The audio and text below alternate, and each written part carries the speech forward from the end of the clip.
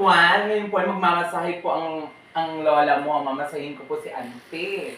Kasi masakit po ang katawan ni Auntie. Si Auntie kasi po ay galing sa pag-arado.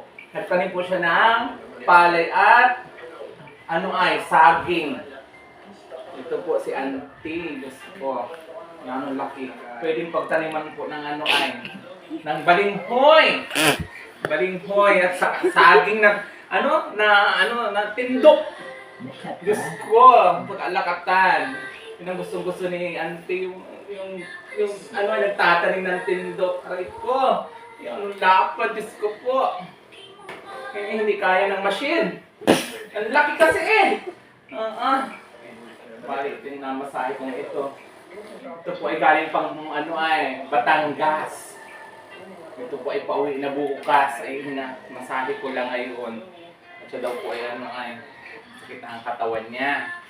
Si Auntie, dalawang kamay, anong hirap, Diyos ko po. Ano na?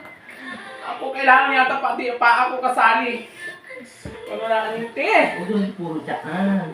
Sabi ko ba naman? Walang pula na. Ano ba? Maalam ka ba? Hindi nga. Gusto mo... Diyos ko nalabas ang libag. Gusto mo ikaw, si Santi kita. Diyos ko, pwede bang taniman ng balinghoy? Sa kasaging na tindok. Lapad. Mahala. Ano na? Ano ko? Ang hirap kumita ng pera. Diyos ko, magkano kaya bayad mo nito?